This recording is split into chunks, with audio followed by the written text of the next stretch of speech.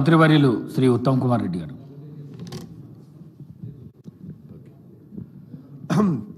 Speaker sir, అవకాశం ఇచ్చినందుకు ధన్యవాదాలు. ముఖ్యమంత్రి గారి ప్రకటన నేను స్వాగతిస్తున్నాను, హర్షిస్తున్నాను. డిసెంబర్ 9వ తారీఖు తెలంగాణ చరిత్రలో ఎప్పుడు it will always have a important place in the history of Telangana. మరి మీలో చాలామందికి గుర్తుందో లేదో, ఆనాడు చిదంబరం గారు రాత్రి 11 గంటలకి స్టేట్మెంట్ ఇచ్చి చాలా స్పష్టంగా the central government is initiating the process of creation of a separate Telangana state అని ఆ రాత్రి చిదంబరం గారి స్టేట్మెంట్ తర్వాత యావత్ తెలంగాణలో దేవర్ సెలబ్రేషన్స్ త్రూఅవుట్ ద నైట్. మరి ఆ ప్రకటనకి, తెలంగాణ రాష్ట్ర ఏర్పాటుకి సోనియా గాంధీ గారికి ఈ రాష్ట్రం, రాష్ట్ర ప్రజలు ఎప్పుడు కూడా కృతజ్ఞత ఉంటారని చెప్పి నేను మనవి చేస్తున్నాను. ఈరోజు సోనియా గాంధీ గారి బర్త్డే సందర్భంగా ఈ సెక్రటేరియట్లో తెలంగాణ తల్లి విగ్రహం ఆవిష్కరణ, ఈ రోజు నుంచి ప్రతి డిసెంబర్ 9వ తారీఖు ఈ వేడుకలు రాష్ట్ర వ్యాప్తంగా జరుపుకోవడం ఇదెంతో అభినందనీయం.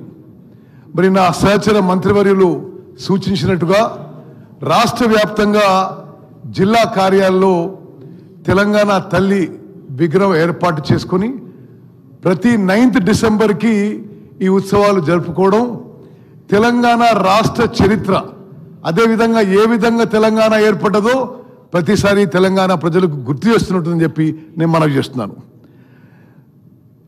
స్పీకర్ సార్, మీ ద్వారా సభకి, తెలంగాణ ప్రజలకి నేను 2-3 అంశాలు ఈ సందర్భంగా గుర్తు చేయదలుచుకున్నా.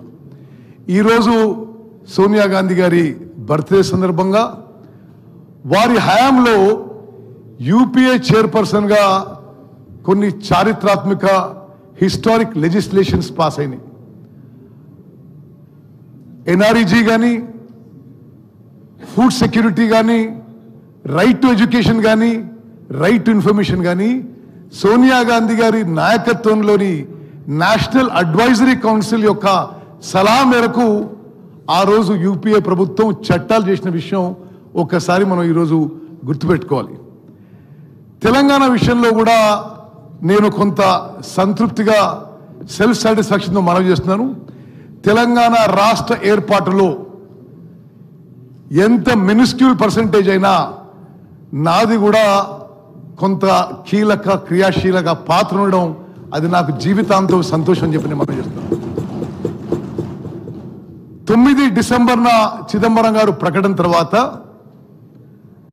On January 5th 2010 then union home minister Chidambaram గారు తెలంగాణలో recognised political parties the all party meeting పెట్టి ద వే ఫార్వర్డ్ మీరు సజెస్ట్ చేయమని చెప్పి మా అందరినీ అడగడం జరిగింది.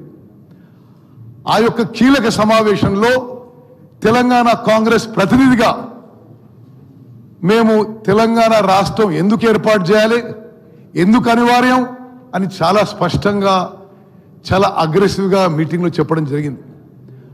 ఆ మీటింగ్ తర్వాత ఈ వే ఫార్వర్డ్ ఫైనలైజ్ చేయడానికి retired supreme court judge justice Srikrishna commission ద్వారా జస్టిస్ శ్రీకృష్ణ కమిషన్ ఏర్పాటు చేయడం జరిగింది. ఆ శ్రీకృష్ణ కమిషన్ కూడా మరి నేను, నా వెంబడి ఆ రోజు తెలంగాణ కాంగ్రెస్లో సీనియర్ లీడర్స్ అందరం కూడా పెద్ద ఎత్తున కొన్ని 100 పేజీల రిప్రజెంటేషన్ తయారు చేసి ఎందుకు తెలంగాణ రాష్ట్రం ఏర్పాటు చేయాలో మరి రిప్రజెంట్ చేయడం జరిగింది. ఈ శ్రీకృష్ణ కమిషన్ రిపోర్ట్ తర్వాత మళ్ళీ, అంటే మొదటి ఆల్ పార్టీ మీటింగ్ చిదంబరం గారు హోల్డ్ చేసింది 5th జనవరి 2010. Second all party meeting Telangana creation కోసం ఏర్పాటు చేసింది 6 జనవరి 2011కి. మరి దాంట్లో కూడా తెలంగాణ కాంగ్రెస్ పార్టీ తరఫు నుంచి నేను పార్టిసిపేట్ చేసి తప్పనిసరిగా జస్టిస్ శ్రీకృష్ణ కమిషన్ రిపోర్ట్లో 5వ ఆప్షన్ ఇచ్చారో, అంటే సపరేట్ తెలంగాణ రాష్ట్రం ఇవ్వాలి, హైదరాబాద్ నగరం తెలంగాణకి క్యాపిటల్గా ఉండాలని చెప్పి ఏదైతే 5వ ఆప్షన్ ఇచ్చారో అది మేము గట్టిగా ఆ మీటింగ్లో చెప్పడం జరిగింది.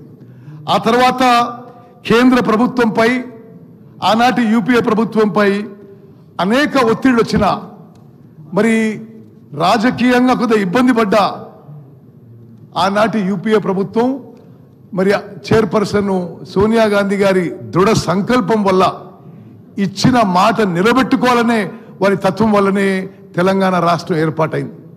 2004లో కరీంనగర్లో సోనియా గాంధీ గారు తెలంగాణ రాష్ట్రం ఏర్పాటు చేస్తామని ఇచ్చిన హామీ మరి 2014 అది ఫుల్ఫిల్ అయిందని చెప్పి నేను మనవి చేస్తున్నాను.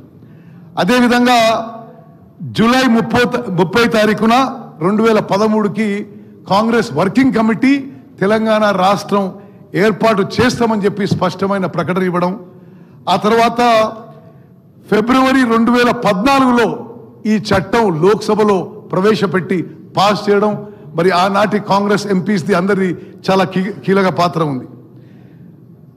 ఫిబ్రవరి 20 తారీఖున 2014లో రాజ్యసభలో చట్టం పాస్ అయి మరి ఆ తర్వాత భారత రాష్ట్రపతి దీన్ని గెజెట్ నోటిఫికేషన్ ఇవ్వడం జరిగింది.